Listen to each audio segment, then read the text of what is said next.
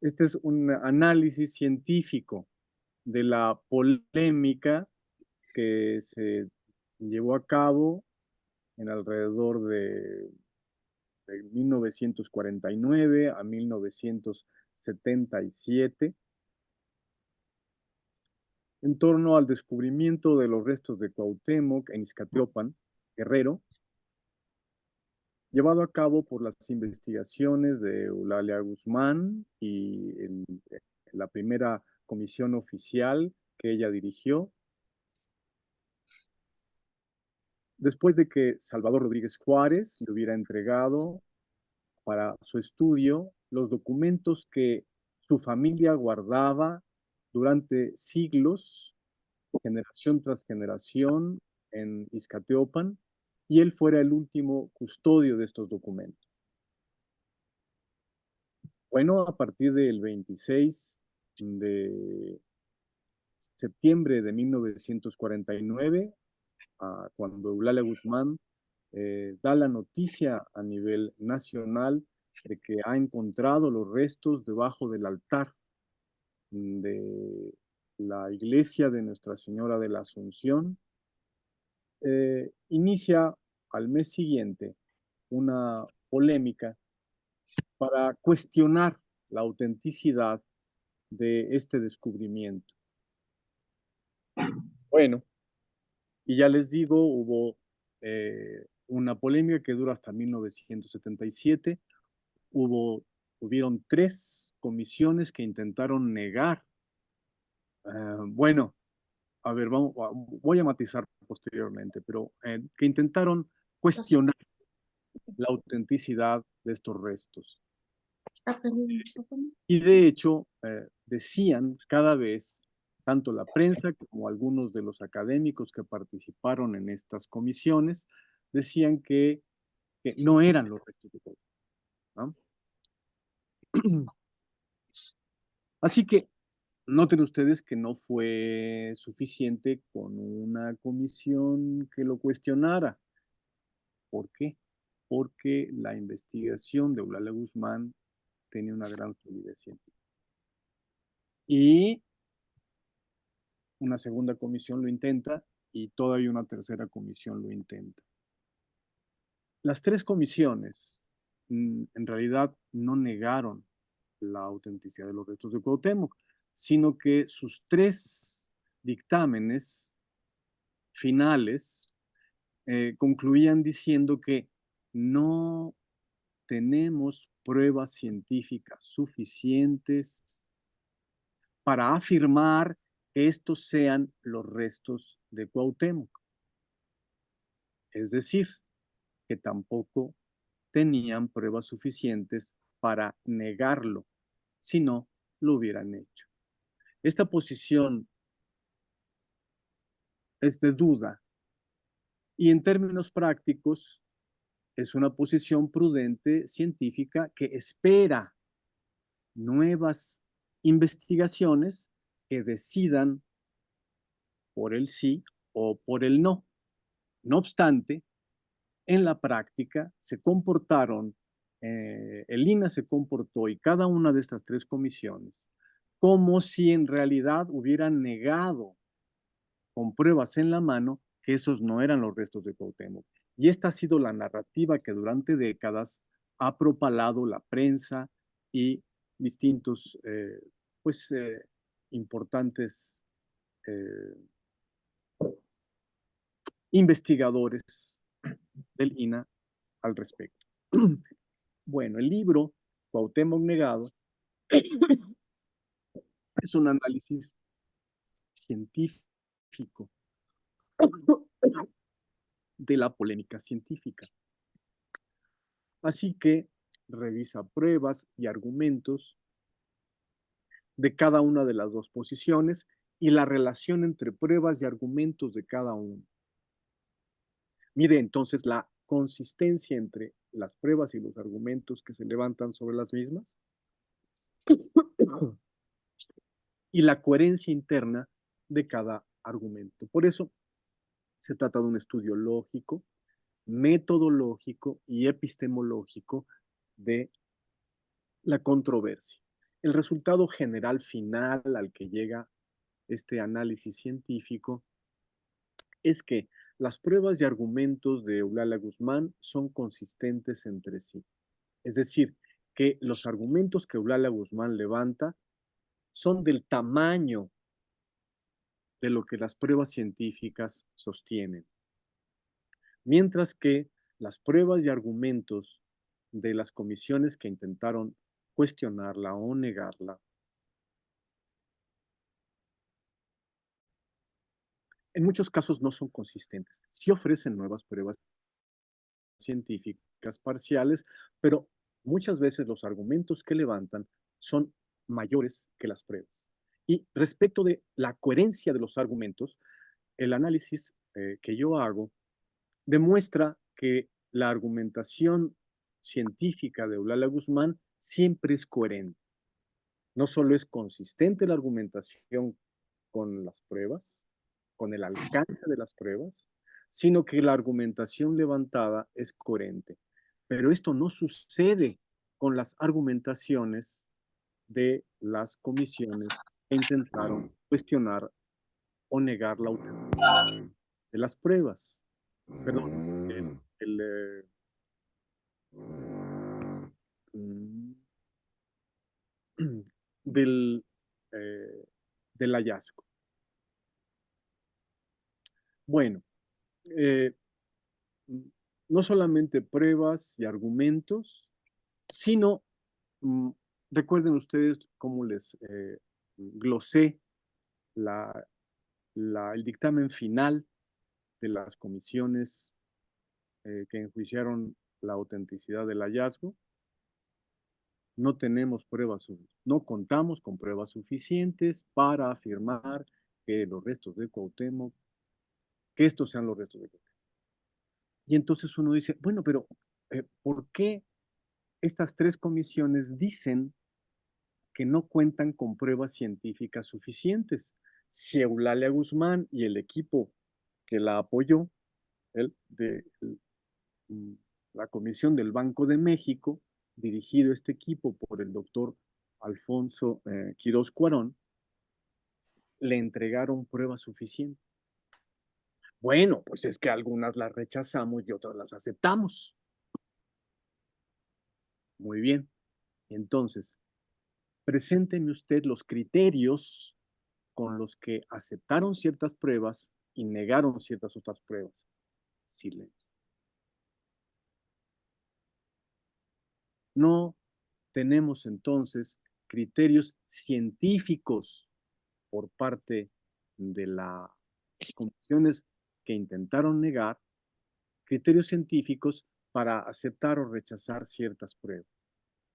Bueno, este es en síntesis lo que el libro expone en 3 capítulos y pues les recomiendo su lectura y pues yo quisiera aprovechar esta presentación para ubicar el libro Cuauhtémoc Negado en el contexto científico, cultural y político ideológico de cara al 2025. Y para eso quiero comentarles con cierto cuidado, analizando las últimas palabras de Cuauhtémoc. Es necesaria la ubicación del libro en este contexto, pues el día de hoy estamos viviendo en el año 499 después de haber sido asesinado Cuauhtémoc, ese hombre baldado, después de haber sido torturado con aceite y fuego furiosamente por Hernán Cortés. Su final asesino. Y estamos saludando los 500 años de ese asesinato, 1525-2025. Bernal Díaz del Castillo, testigo de la invasión española a la que llama conquista, fue testigo presencial del ahorcamiento de Cuauhtémoc y es quien guardó memoria de las últimas palabras del Tlatoani cuando las dirigió a Hernán Cortés, a quien los indígenas llamaban Malinche, posiblemente por asociarlo siempre a su traductora, la Marina, Malintzin o Malinche. Bernal Díaz del Castillo nos dice: cuando lo ahorcaban, dijo Guatemus, oh Malinche, Díaz sabía que yo tenía entendido que esta muerte me habías de dar y había conocido tus falsas palabras, porque me matas sin justicia, Dios te la demande, Dios te lo demande, pues yo no me la di cuando me entregaba en mi Ciudad de México. De 4 tesis están formadas estas últimas palabras de Cuauhtémoc dirigidas a Cortés. Tesis que requieren ser comentadas para comprenderlas en toda su profundidad. Veámoslas una por una.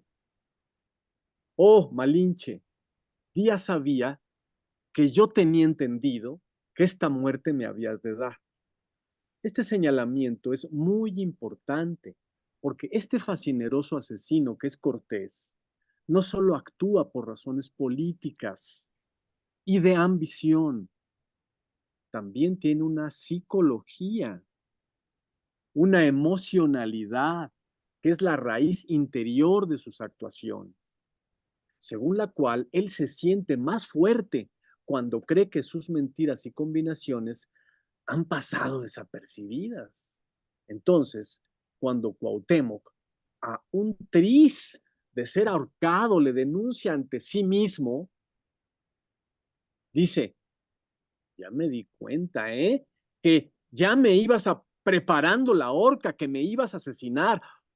No te creas que tus enjuagues pasaron desapercibidos. Este es un golpe a la soberbia de Cortés, que funciona del siguiente modo: se siente racistamente superior a su víctima, a la que desprecia, comenzando por creerse muy inteligente, y a su víctima tonta. Pero es precisamente esta premisa de la identidad de Cortés la que está destruyendo Cuauhtémoc al demostrarle que su trama ha logrado ser comprendida perfectamente por él desde días atrás. Tienes un día Aún lleno de más, emociones y codeo. muestra que el tonto es él, Cortés, precisamente por creer que no ha sido descubierto. Pero también lo está denunciando ante sus soldados, ante los frailes y capitanes que lo acompañan, porque Cortés está haciéndoles creer que todo está en regla, que está actuando legalmente. Temoc se iba a insubordinar y entonces es por eso que lo vamos a ahorcar. Tal fue la coartada de Cortés. Por eso es que Cuauhtémoc inmediatamente lo confronta y lo denuncia. Oh, Malinche, Díaz sabía, ya hace días pues, que yo tenía entendido que esta muerte me habías de dar. Pasemos ahora a la segunda tesis, pues se trata precisamente de tesis, aunque dichas con urgencia, en el último momento, y por eso no lo parecen. Recordemos, que me habías de dar esta muerte y había conocido tus falsas palabras. Como vemos, reitera Cuauhtémoc, pero ahora denunciando el método seguido por Cortés, el método del opresor, sus falsas palabras. Así es que le importa mucho a Cuauhtémoc el tema de la verdad y el de ser auténtico.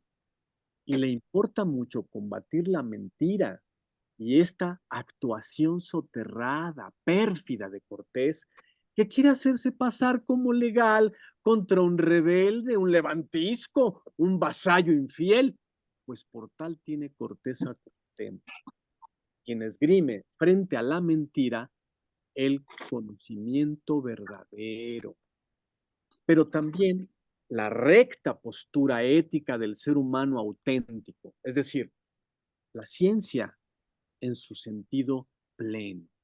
Eso es lo que le importa a Cuauhtémoc. sobre todo cuando se trata de enfrentar a su enemigo opresor y matador. Tercera tesis. Porque me mata sin justicia. Es decir, Cuauhtémoc denuncia que Cortés no le hizo juicio para determinar ahorcarlo. Porque me mata sin justicia, Dios te lo demande. Dios te lo demande. Bueno, ¿cuál Dios? ¿El cristiano o el de Anáhuac? Pero, ¿qué no está encarnado en el pueblo en los siglos venideros? Esa injusticia no va a quedar impune, le está diciendo Cuauhtémoc a Cortés y a todos los que testifican el evento. En algún momento, Dios te va a castigar. No se atiene Cuauhtémoc evidentemente a un tema teológico y místico, sino que es una forma de hablar, esta de decir que Dios te va a castigar para señalarle a Cortés que tiene una deuda con gentes de carne y hueso. Y es que Cuauhtémoc es un símbolo, sí, pero secundariamente. En primer lugar, Cuauhtémoc es un hombre de carne y hueso y está enfrentando directamente a Cortés, incluso en el momento de su muerte. Porque me matas sin justicia, Dios te lo demanda. Y ahora dice Cuauhtémoc una cuarta tesis extraña. Pues yo, o sea, que te la demande Dios porque yo no me la di cuando me entregaba en mi Ciudad de México. Esta es una afirmación muy importante porque está diciendo Cuauhtémoc que en 1521 se entregó para detener la masacre que tenía lugar en la Tenochtitlán sitiada. Se entregó y no más bien que estaba huyendo, que esta es la narrativa cortesiana, y que fue capturado por Holguín en la huida como un cobarde. Aquí, en estas palabras, se perfila ante nosotros una figura muy distinta de Cuauhtémoc que la que nos han querido entregar secularmente siguiendo la narrativa cortesiana de la captura en medio del lago, mientras presuntamente la canoa de Cuauhtémoc se daba a la huida. E implica a Cuauhtémoc en sus palabras.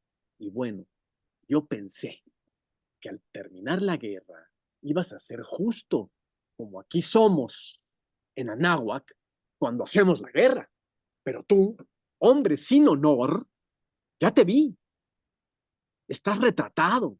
Te has venido retratando durante toda la invasión. Pero ahora en este momento final, cuando te estoy confrontando, oh Malinche, ya sabía que yo tenía entendido que esta muerte me habías de dar. Son palabras con las que Cuauhtémoc retrata al traidor, pérfido, asesino, un monstruo sádico, cruel, que no solo quiere poder y dinero, sino que se goza en hacer sufrir a su víctima, pues de por medio se embebe en su ego, creyendo que es más inteligente que ella. Tal es el goce marginal del mentiroso y por ende de todo opresor. En fin, como vemos, son cuatro tesis muy importantes, todas denunciantes, y sin embargo, los captores y asesinos de Cuauhtémoc tienen prisa, los muy malvados, y entonces Cuauhtémoc no puede hacer explícito su planteamiento. Lo deja en tesis sucintas, apretadas, cada una de ellas de gran peso político, psicológico, histórico. Entonces nosotros, a 499 años de su asesinato, vamos a hacerle el favor al reo de completar la idea, porque en ese momento lo estaban apresurando. Ya cállate, vente para acá, ya vas a morir. Sí, completemos la idea. Pues yo no me di justicia a mí mismo cuando me entregué en mi ciudad de México. Sí, no me di justicia al entregarme, porque eras traidor, asesino, carente de honor, como lo habías demostrado en la matanza del Templo Mayor y en la de Cholula, etcétera. Lo demostraste siempre y hoy lo demuestras conclusivamente para conmigo. Pero tú, después de que me mates, seguirás desaforando a mi pueblo. Y estas palabras últimas mías son mi advertencia de lucha y resistencia para este mi pueblo.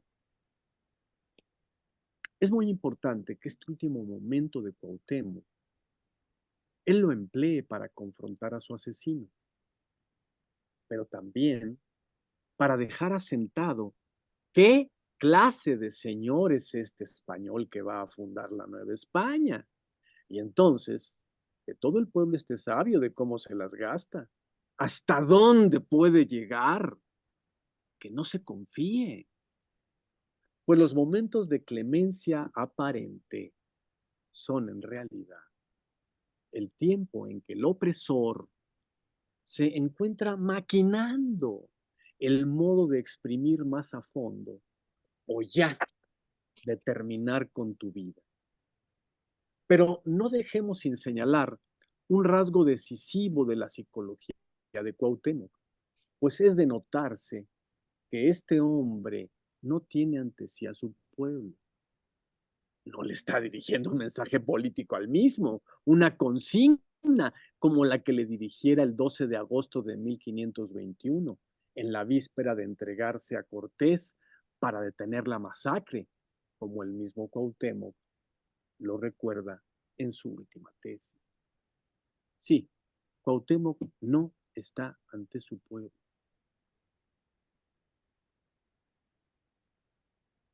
Está en medio de la selva, ante sus captores. Pero su psicología es tal que se encuentra imposibilitado a pensarse y conducirse a sí mismo como un ente separado respecto de su pueblo. Si combate a su asesino, si lo denuncia, si le enfrenta la verdad contra su mentira, no lo hace solo de manera personal y exclusiva, como un yo cartesiano, sino por sí y por todas sus relaciones, según la manera propia de la sabiduría del pueblo lakota, concentradas en la invocación con que cada participante inicia sus palabras en cada temazcal, que no es para dicha sabiduría ancestral anahuaca, sino el primer altar de la humanidad. Cuauhtémoc habla por él y por su pueblo. En efecto, habla por sí hasta este punto final en el que concluirá su vida a manos de este traidor, pero habla para su pueblo al autocriticarse de que no se dio justicia cuando se entregó para detener la masacre, ya que el 13 de agosto de 1521, esta prosiguió transformándose en orgía y asesinato. Sí, al autocriticarse, digo, ya no habla para sí, sino que le habla al pueblo que le sobrevivirá para recomendarle que no cometa el mismo error al evaluar al opresor. Om Mataku Yasim, por mí y por todas mis relaciones.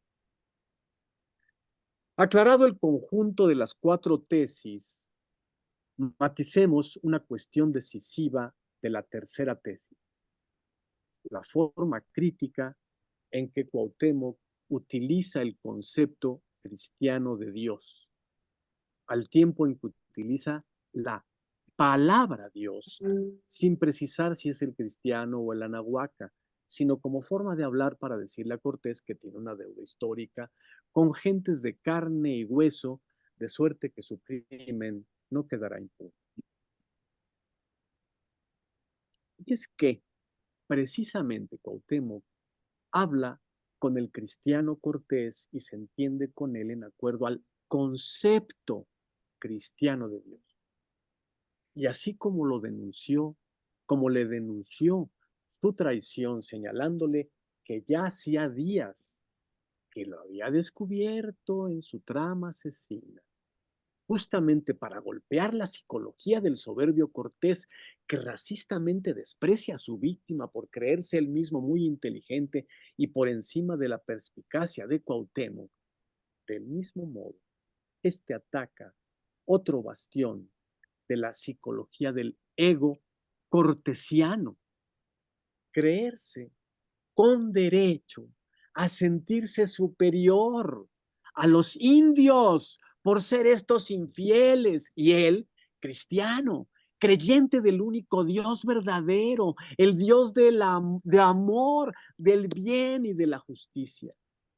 Pero Cuauhtémoc se encuentra criticando a Cortés, denunciándole que le ha faltado a Dios, que es un pecador contumaz, no solo por ser un captor injusto y un malvado traidor, sino también en las antípodas del Dios de amor.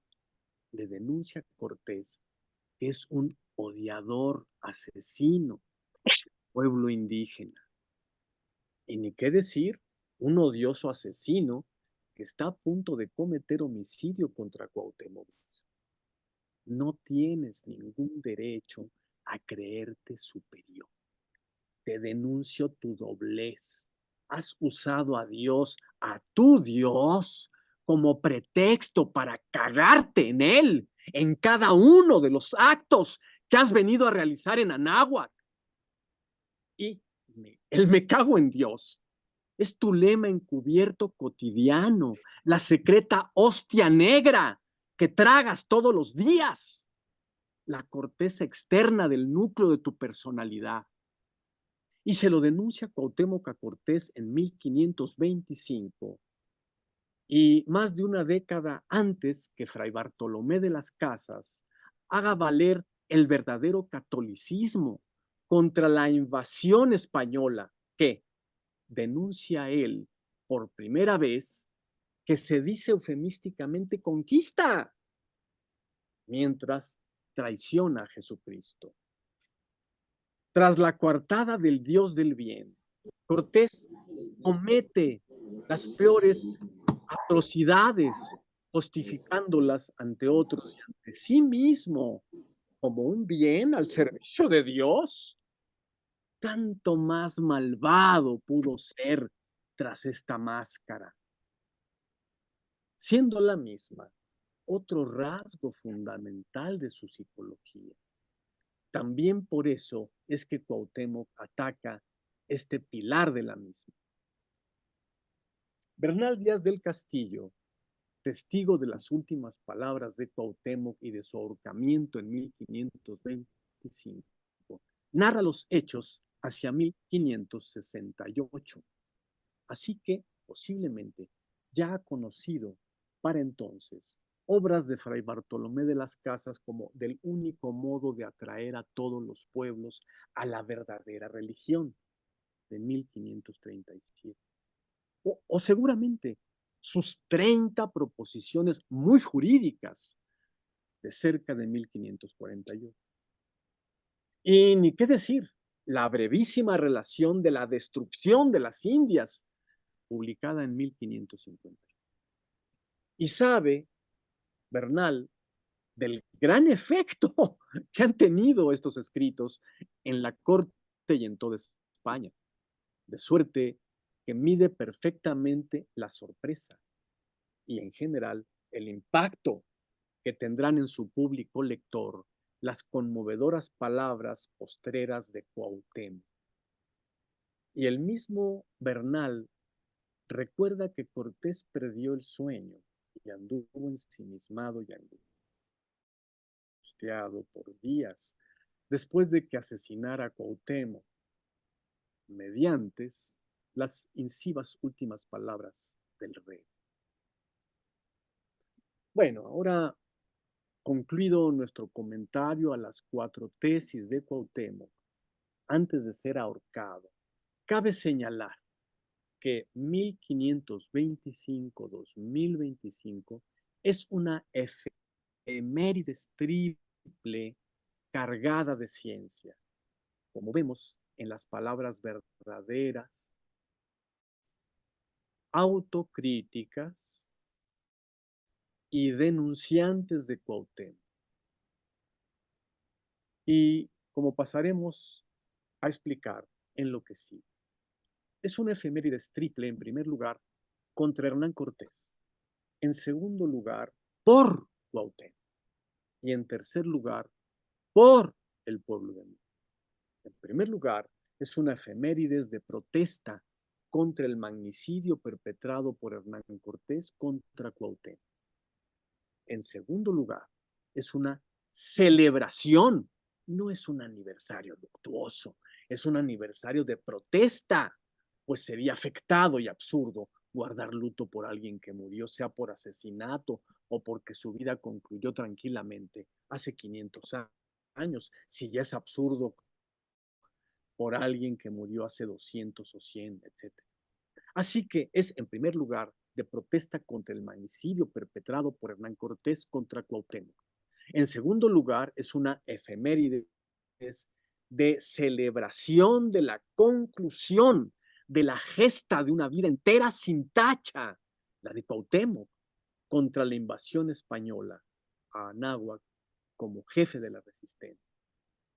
En tercer lugar, también es celebración esta efemérides de un inicio decisivo del inicio con la muerte de Cuauhtémoc, con la conclusión de esta vida de resistencia. Pues cuando el poeta López Velarde dice, Cuauhtémoc es el único héroe a la altura del arte, ¿es solamente al Cuauhtémoc de 1521 al que se refiere? ¿O es la vida entera de Cuauhtémoc?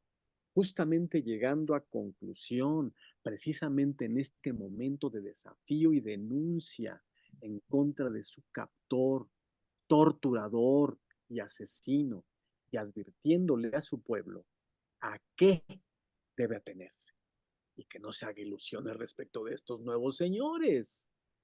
Es, en tercer lugar, decíamos, una efemérides de celebración del inicio del largo proceso de lucha del pueblo de México por su independencia, por su soberanía y por la regeneración de su cultura ancestral, no solo siguiendo el ejemplo de Cuauhtémoc, sino su indicación expresa. Ciertamente el efemérides es triple y cargada de ciencia, precisamente, en primer lugar, porque siendo de protesta contra el magnicidio perpetrado por Cortés contra Cuauhtémoc, la ciencia histórica tiene mucho que esclarecer al respecto para precisar el evento, como acabamos de ejemplificar en nuestro comentario a las últimas palabras de Cuauhtémoc. Y es una efeméride descargada de ciencia, en segundo lugar, porque al ser por Cuauhtémoc, en celebración de su vida toda, y en especial de su participación en la resistencia contra la invasión española desde 1519 a 1525, no solo hay mucho que esclarecer por parte de la ciencia histórica en este tramo épico de nuestra historia, sino en particular es necesario esclarecer científicamente lo que sucedió después del asesinato perpetrado por Cortés contra Cuauhtémoc y en especial de su traslado desde Izancana, donde fuera ahorcado, hasta Ixcateopan, donde fueran enterrados sus restos. Y es en este punto en donde el libro Cuauhtémoc Negado ha querido aportar. Pero es una efemérides triple cargada de ciencia, esta que nos ocupa de 1525-2025, también, en tercer lugar, por ser el inicio de una historia de larga duración, por ser celebración del inicio del largo proceso de lucha del pueblo de México, decíamos, por su independencia y soberanía políticas, así como de su regeneración cultural, precisamente porque este largo proceso de lucha práctica de todo un pueblo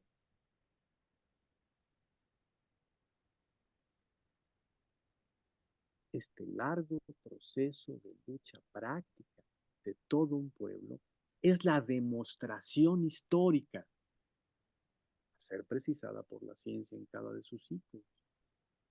Es la demostración histórica, digo, esa larga lucha de todo un pueblo, de que Cuauhtémoc, antes que símbolo, es la continua lucha de resistencia práctica que todos los pueblos de Anáhuac han desplegado contra la invasión española y el neocolonialismo desde 1519 hasta la fecha y más adelante, sin solución de continuidad. Un lazo histórico, práctico, material, secular de luchas que se encadenan y condicionan unas con otras. Eso es Cuauhtémoc. Y su nombre es nada menos que el índice de nuestra conciencia clara acerca de dicho proceso histórico, práctico, material, de la que formamos parte. Y hay que decir que esta conciencia nuestra clara acerca de dicho proceso histórico debe desarrollarse necesariamente como conciencia de precisión científica, porque debe luchar contra la mentira simple y llana y aún contra la pseudociencia que finge ser verdadera cuando convalida la mentira o cuando la corrige apenas para enfrentarnos otra peor que nos envuelva y envenene. Notablemente, entonces, la identidad nacional del pueblo de México es imposible de ser forjada mediante mitos. Su forja es necesariamente una forja científica y crítica precisa, tal y como las últimas palabras de Cuauhtémoc lo revelan, y tal y como se concentra triplemente la ciencia en las tres dimensiones involucradas en la efemérides que estamos saludando a 499 años del asesinato de Cuauhtémoc, la de su asesinato en 1525 y el inicio de la gesta del pueblo de México para pararse sobre sus pies después de muerto Cuauhtémoc, en acuerdo a sus indicaciones expresas y su ejemplo.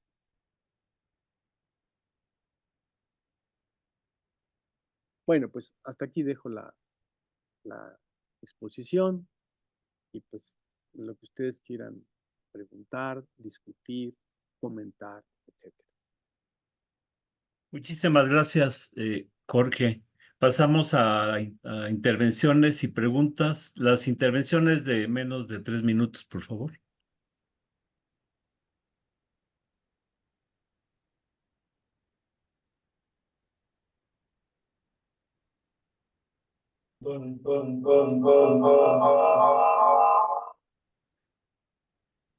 Hola. Hola. Se oye mucho eco. Vamos a.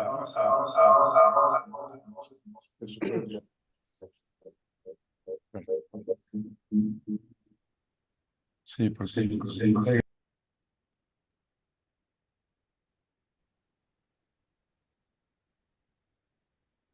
Muy bien. Entonces, ¿quién gusta tomar la palabra? Un momento. ¿Nos escuchan? Sí, cómo Sí. no.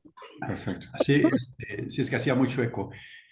Dentro de este valor que expones en tu ponencia y en que alcancé a medio leer en el libro, veo el poder de la identidad nacional, que encierra este pequeño espacio que hay de aquí a que se cumplan los 500 años para cimentar un avance de esta concientización en este cierre de ciclo de 500 años y de cómo lo manifiestas en tu libro, en tu estudio y en este desarrollo que has realizado caminando y recorriendo también los trabajos que hizo la maestra Eulalia Guzmán. Su lucha también se ve reflejada en tu esmero, en que lo tratas de potencializar y lo cual a mí me llena de ánimo, porque la verdad es notorio. Muchas gracias. Por eso, normalmente cuando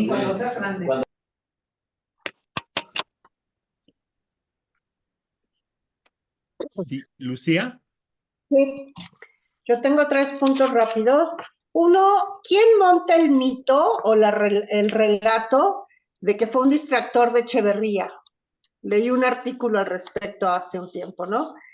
Que el descubrimiento de los restos de Cuauhtémoc fue toda una relatoría que generó un grupo alrededor de Echeverría y que Echeverría lo utilizó como distractor. 2, si ya quitaron la estatua, que no me acuerdo, Angostura me parece que estaba, en que Cortés está pisando la cabeza de un indígena.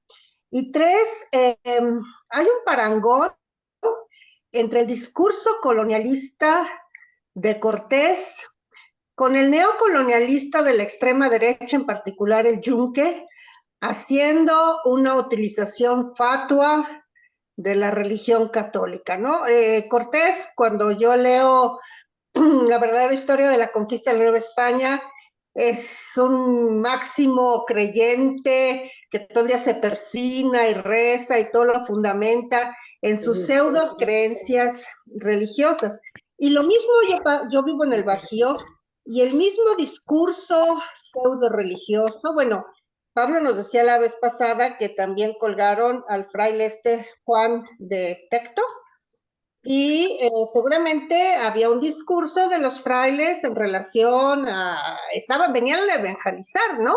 Y de ahí surge la hipótesis de que probablemente se refiere a Cuauhtémoc, a este Dios del que los frailes de alguna forma le habían platicado, y que es el Dios que Cortés dice tener, pero que a la vez le reprocha que ese Dios en el que él cree y que tanto alardea de vivir y de conocer, es el mismo Dios que lo va a castigar, ¿no? Entonces, quizás se la revierta Cuauhtémoc en este sentido, es tu Dios del que tanto hablas, el que a ti te va a castigar.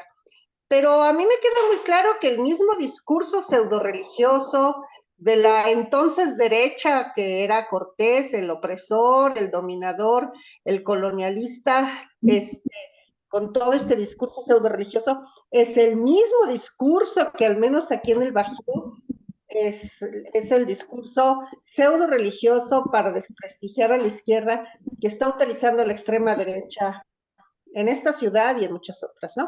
Eso sería todo. Gracias. Sí, bueno, Oralia, ¿quiere tomar la palabra? ¿Sí me escuchan, Pablo? ¿Cómo no? Sí. Y qué barbaridad, estoy anonadada, qué manera. Bueno, yo quiero dar las gracias y felicitarlos. Qué manera de ayudarnos en esa introspección para poder ver el ontos de, o sea, los tataranietos de los tataranietos de los tataranietos de los neoliberales. Muchísimas gracias y pues les felicito. Muchas gracias. Se disfrutó. Sí, Jorge, con respecto a lo que te preguntó Lucía. Bueno, la, la intervención de Luis Echeverría Álvarez en el tema de la autenticidad de los restos de Cuauhtémoc ocurre en primer lugar tardíamente. ¿Ah? Ocurre en 1975-76 y el hallazgo tuvo lugar el 26 de septiembre de 1949, más de 20 años atrás. 27 años atrás. Y ya les decía, una primera comisión, la comisión conocida como Marquina Zavala. El papá de Susana Marquina. Sí. La que yo conocí. Muy bien. Bueno, la Comisión Marquina Zavala se forma en noviembre, o sea, un poco, perdón, en noviembre, se forma en octubre y en noviembre ya está entregando su dictamen final. También se la conoció como la Comisión Express, o sea, como con gran falta de seriedad es que entrega ipso facto su dictamen, como si ya tuvieran, pues, prevista la contestación, ¿verdad? Luego, en 1950-51, trabaja durante un poquito más de un año la Gran Comisión, que también una de las secciones de esta comisión, porque dada la solidez de la investigación de Eulalia Guzmán y de las pruebas que entregó, la comisión se escinde. Una parte de la Gran Comisión duda de la autenticidad y la otra afirma la autenticidad y la corrección de la investigación de Eulalia Guzmán. En 1954, Eulalia Guzmán escribe un pequeño folleto, un pequeño librito que se titula Pruebas y dictámenes en torno al hallazgo de los restos de Cuauhtémoc, en el que lleva a cabo una refutación puntual de las 16 impugnaciones que ha recibido por parte de la Comisión Marquina Zavala y de la Comisión Bonfil, perdón, y de la Comisión y de la Gran Comisión. En una parte en una página presenta cada una de las 16 impugnaciones. En la página opuesta, Eulalia Guzmán presenta la refutación de cada una de estas tesis. Es muy cuidadosa Eulalia Guzmán para refutar cada uno de los argumentos que la impugnan. No así. Bueno, ya voy un poco más rápido. Es muy cuidadosa en esta refutación. Entonces, no hay contestación. Es decir, había quedado abierta una polémica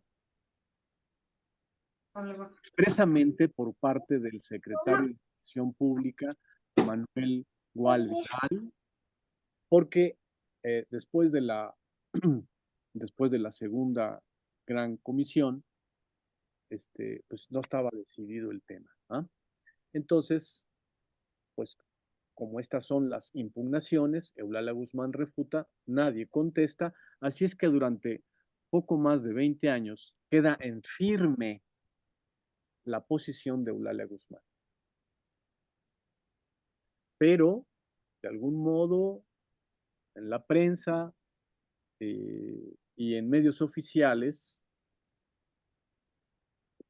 se asume que, pues, el dictamen oficial ha sido el de la Gran Comisión. Sí, se acepta que la Gran Comisión tiene en realidad dos dictámenes finales de cada una de las secciones que se escindieron, uno negativo y otro positivo.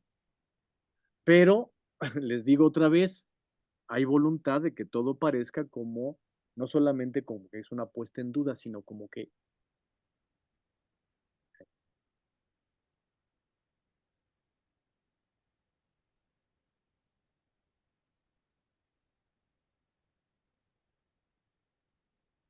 sí, como durante un momento no nos vimos, ¿verdad? Sí, adelante, Jorge. Sí, bueno, les decía, ha quedado en firme durante poco más de 20 años la última refutación que Eulalia Guzmán hiciera de las 16 impugnaciones sumadas de la Comisión Marquina Zavala y de la Gran Comisión.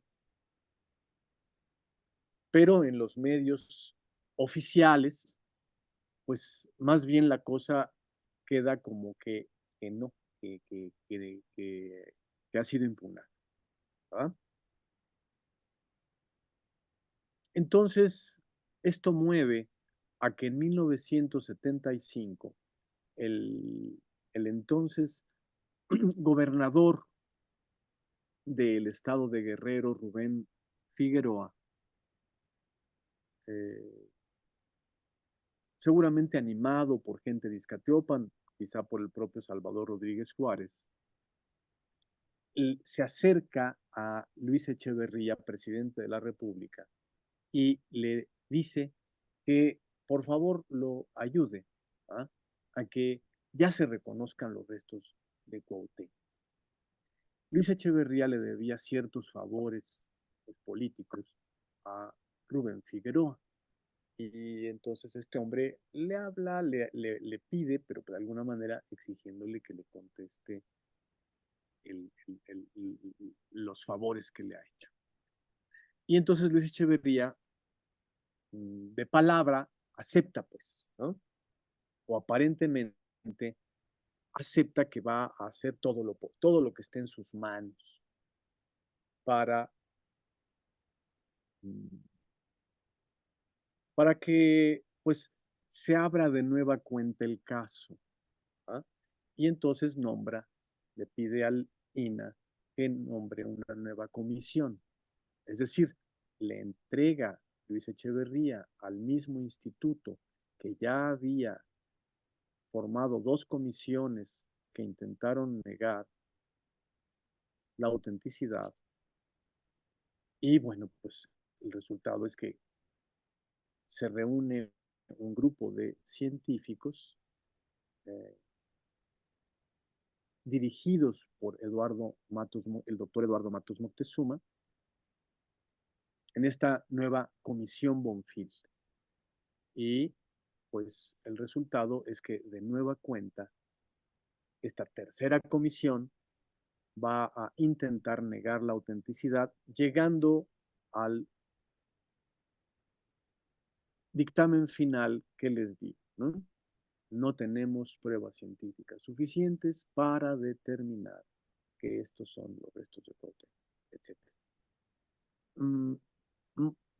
Pues Lucía, mira, más que fuera que la comisión de 1976 en torno a Cuauhtémoc fuera un distractor de la política de Luis Echeverría, más bien él como que dijo o aceptó ayudar a su amigo políticamente, a su amigo Rubén Figueroa, pero en realidad, por otro lado, pues en los hechos prácticamente, pues preparó las cosas, preparó el terreno para que ocurriera una siguiente nueva negación. Sí, es lo que puedo decir sintéticamente de la intervención de Luis Echeverría en estos acontecimientos. Una actuación aparentemente positiva, incluso vamos a decir favorable en el discurso, pero en los hechos, con todo el poder que tenía en la mano, prepara más bien una tercera trama. Sí. Sí, Laura. Hola, buenas noches a todos. Muchas gracias por por tu invitación. La verdad estamos muy contentos de poder escucharte, aunque sea a la distancia. Y te queríamos hacer una pregunta. ¿Podemos pensar que la resignificación de la figura de Cuauhtémoc reivindica la identidad nacional? Y si es así, esta reivindicación, ¿cómo va desmontando los mitos que impedían esta reivindicación de la figura y qué tipo de mitos y qué aspectos van a venir a fortalecer de la identidad nacional en una época que, como tú bien lo sabes y lo conoces de acuerdo a tu anterior libro de inteligencia artificial, o sea, pueda llegar a incidir realmente en esta identidad que se está, digamos que, reconstruyendo con estas aportaciones que haces? Bueno, pues sí, mira, esa es una pregunta decisiva. En primer lugar, Cuauhtémoc es un personaje histórico real y en su momento pues era una persona de carne y hueso, ¿no? Sobre Cuauhtémoc se han venido diciendo muchas cosas, algunas de ellas son míticas o mentiras o falaces, tanto positivas como negativas, o aparentemente positivas, ¿no? Porque si se dicen mentiras de alguien, pues forzosamente son, son negativas. Pero ya te digo, o sea, lo decisivo en cuanto a Cuauhtémoc es que fue una persona que realmente existió. Fue un luchador real. Muchas de sus actuaciones son perfectamente acotables, conocibles, ¿sí? Son conocidas. Pero era tal el lugar que ocupaba en los acontecimientos como gozne entre el Consejo Supremo o Tlactocan de Tenochtitlan y su pueblo y los ejércitos de la Triple Alianza, que él mismo se encarga de, primero en la consigna de 1502, de 1521, del 12 de agosto, y luego vemos que en estas últimas palabras, poco antes de morir, se encarga de, de señalar qué camino debe seguir la resistencia. Él es el tercer gran tlatoani resistente, apoyó al primero, a Moctezuma, apoyó al segundo, a Cuitláhuac, y él mismo es el tercer tlatoani resistente, pero siendo el jefe de la resistencia y viéndose ya ante la imposibilidad de proseguir la lucha de resistencia en términos armados y obligadamente que ahora tiene que pasar la resistencia a pasar a seguir ocurriendo pero desarmada, pues propone la estrategia. Él mismo propone la estrategia. Él está planteando la estrategia del Consejo Supremo, se la comunica a su pueblo. Y a partir de ahí, la resistencia indígena va ocurriendo a lo largo de la colonia durante la Nueva España. Y la propia revolución de independencia es el concentrado del conjunto de luchas de resistencia indígena que han ocurrido, a las que ahora se vincula también la lucha de mestizos, de negros y de criollos, y que logran comandar los criollos. La lucha de resistencia seguirá incluso después, indígena, seguirá incluso después de la independencia. Y luego vuelve a encontrar un gozne en la Revolución Mexicana, muy especialmente en los ejércitos zapatistas del sur. En fin, quiero señalar que Cuauhtémoc no simplemente es un símbolo en segundo lugar. Es el nombre de una lucha práctica de resistencia que es concordante con la lucha que él mismo prácticamente, no simbólicamente, llevó a cabo hasta perder la vida. Entonces, la, la, la identidad nacional, pues, debe atenerse fundamentalmente no a los mitos construidos Pues a veces de buena fe. Vamos a decir, por ejemplo, por Fray Servando Teresa de Mí. O con manejos políticos del PRI o antes del PNR, etcétera. Sino que lo decisivo de la identidad nacional mexicana es que está basada en una columna vertebral de luchas reales, masivas de todo un pueblo y que requieren de una investigación histórica.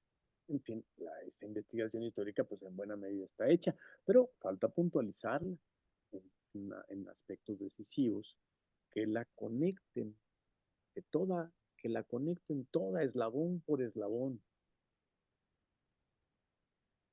Nada de que el nacionalismo es un mito, nada de que la identidad nacional es una narrativa. No, está arraigada en el pueblo, arraigada en las vidas de las personas, en la historia de sus padres, de sus abuelos, en las luchas de todos ellos que llegan hasta la actualidad. Y todos vamos tomando poco a poco conciencia de esta gran unidad de lucha, de un pueblo que viene luchando durante siglos. Claro, en medio de contradicciones, no todos hemos estado de acuerdo, pero fíjate cómo a lo largo de los siglos ha ido saliendo adelante todo un proyecto de nación, para decirlo resumidamente. Entonces se abre claramente la necesidad de precisar científicamente esa identidad nacional. Esta cuestión cultural y psicológica que es la identidad, ¿no? Pues claro que tiene que ver con el mole y con los gallos y con mil cosas folclóricas, pues, pero la columna vertebral de la identidad nacional son hechos políticos de todo un pueblo, en donde todos coinciden o la mayoría coincide. Y estos pueden ser, en el caso de México, y deben ser puntualizados científicamente. Y todos guardan un enlace con la lucha de resistencia inicial. Un enlace no simbólico, un enlace práctico, material, como diciendo de boca a oído, bueno, de mano en mano, se fueron pasando la estafeta, una lucha de resistencia con otra. Y cuando no era en el sur de la República, en el norte, y cuando no en el centro, y cuando no del lado del Atlántico, del lado del Pacífico. Una lucha múltiple. De todo eso, Cuauhtémoc es el nombre de la toma de conciencia de eso, ¿no? Y la identidad nacional mexicana, entonces, está sustentada en verdad que forzosamente tienen que ser recuperadas, precisadas científicamente, también contra toda mentira, de buena fe o de mala fe. Basémonos en nuestros propios pies, en nuestros propios actos, que han sido los actos del pueblo de México. En el contexto contemporáneo de Tercera Guerra Mundial, a la siguiente semana, o a lo mejor mañana estalla. Es muy importante que todos los países del planeta afirmen su soberanía nacional. Bueno, nosotros formamos parte de ese planeta en medio de la lucha por la hegemonía mundial capitalista. Gracias, Jorge. Sí. Hay una pregunta de Farolito. Ya nos pasamos del tiempo. Si gustan ser breves para Claro. ir cerrando.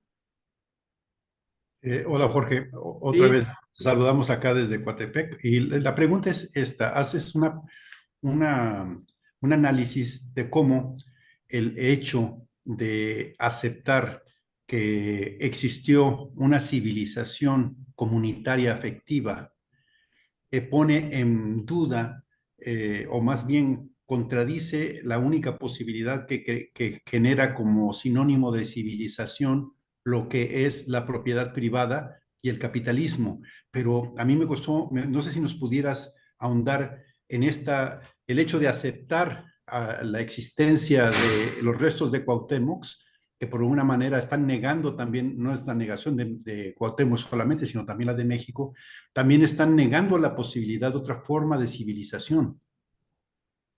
Sí, sí, es que el concepto de civilización ha sido asociado científicamente con el surgimiento de la propiedad privada. Esto es así en Eurasia. Las civilizaciones euroasiáticas, todas, en toda Eurasia hay distintas culturas, pero cada vez que alguna de estas culturas se desarrolló hasta constituirse en civilización, es decir, que la técnica principal para obtener su alimentación, su técnica productiva decisiva, dejó de ser empírica y fue presidida por la ciencia para su manejo, para su despliegue. Esto es una civilización y es un evento que sucede solo cuando hay grandes conglomerados humanos en ciudades y entonces hay una división del trabajo suficiente, también una división del trabajo intelectual y manual, como para que se desarrolle un conocimiento científico que pueda ser el que presida el despliegue técnico. ¿Sí? Bueno, esto sucedió en Eurasia siempre después de la agricultura y mediado la propiedad privada. Pero este no es el caso en Anáhuac. En Anáhuac, algunas de las culturas se desarrollaron como civilizaciones y de hecho, este es otro rasgo, pues, contrastante con la civilizaciones euroasiáticas. La civilización de Anáhuac es una civilización con diversos goznes, pero unitaria. Y no está basada en la propiedad privada. Esto es así. Entonces es un tipo de civilización completamente distinto. Y esto es así porque aquí no hay ganado mayor, ni de tiro, ni para la carne, ni para los huevos, ni para la leche, ni para nada de eso. El ganado mayor más grande, pues es los guajolotes. Y noten ustedes que en términos técnicos, si tú tienes una vaca, 2 corderos o un hato de ganado y un hato de cabras o de corderos, unas gallinas, tu familia sobrevive. Te puedes valer por ti mismo, ¿no? Una familia se puede valer por sí misma. Entonces esto presenta la posibilidad técnico-material para que la propiedad se divida, para que exista propiedad privada. Y esta condición de posibilidad pronto se convirtió, se actualizó. Surgió la propiedad privada en Europa, pero aquí no podía surgir porque no había ganado. Entonces ocurre que la agricultura en Europa está precedida por la ganadería. Y la ganadería ya involucra el surgimiento de la propiedad privada. Entonces la agricultura en Europa es de propiedad privada, en menor o mayor grado, pero el grado menor es bastante amplio.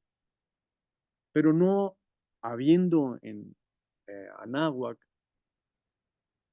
ganado mayor, esta posibilidad de sobrevivencia solo no es posible. Forzosamente hay que hacer comunidad para sobrevivir, sea como en tribus recolectoras y cazadoras, o cuando surgió la agricultura. La agricultura es una agricultura comunitaria. notoriamente en Tenochtitlan, es de Calpulis. Y sobre esta base de una agricultura comunitaria, no de propiedad privada, se desarrolló también una ciencia distinta.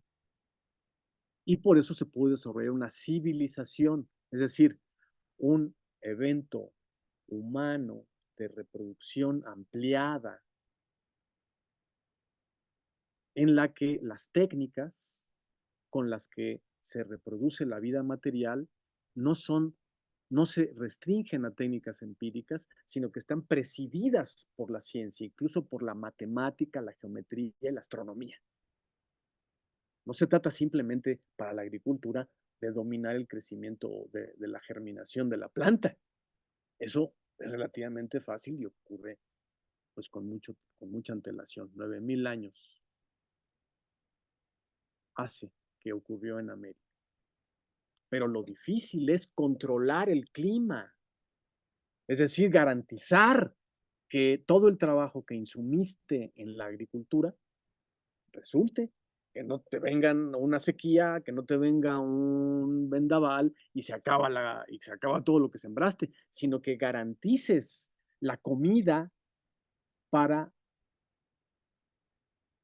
miles, para cientos de miles de personas. Y ese es vamos a decir, la gran maravilla con la que se encuentra Cortés y su ejército cuando llegan, de que aquí el Anáhuac, incluso nada más el Valle de México, pues, ahí hay cientos de miles de gentes, millones de personas sobreviviendo con una agricultura, aunque no haya arado, ni animales de tiro, una agricultura de altísima productividad, más alta productividad que cuando se siembra con arado. Bueno, entonces esta es una civilización cualitativamente distinta y una civilización basada en la comunidad, en la propiedad comunal. Es un evento no solo a esperar para el futuro, pues después del capitalismo, vamos a decir, no, aquí es un suceso que sucedió antes, desde antes. Y bueno, luego fue destruido. Es una experiencia histórica, no solamente es un proyecto humano posible, sino también, además de ser un proyecto humano posible, es un hecho histórico ocurrido. Bueno, ¿y esto qué tiene que ver con Cuauhtémoc, con los restos de Cuauhtémoc? Bueno, pues que ¿en dónde van a enterrar al Tlatoani? Pues lo entierran en donde está enterrado su ombligo. Por eso lo llevan desde Izancanac hasta Izcatiopan. Pero eso presenta una sorpresa, porque ¿cómo va a ser que en un pueblito perdido en la montaña, de allí sea precisamente el Tlatoani de el, entre comillas, imperio mexica? Pues es que no hay tal imperio, ni mexica ni de la Triple Alianza. Hay una Triple Alianza, que no es un imperio, una Triple Alianza comunitaria y que además tiene otra serie de alianzas comunitarias con muchos pueblos, entre ellos el de Izcatiopan.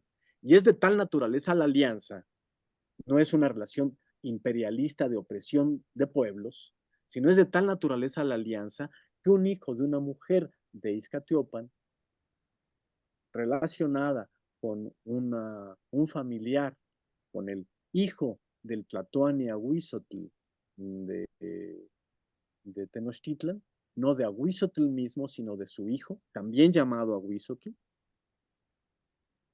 puede ser, si tiene méritos suficientes, puede ser elegido Tlatoani de Tenochtitlan. Esto nos muestra que no hay un imperio. Esto nos muestra que se trata de un sistema de alianzas comunitarias, que es una civilización es una civilización comunitaria, no de propiedad privada. Es una civilización regida su técnica por la ciencia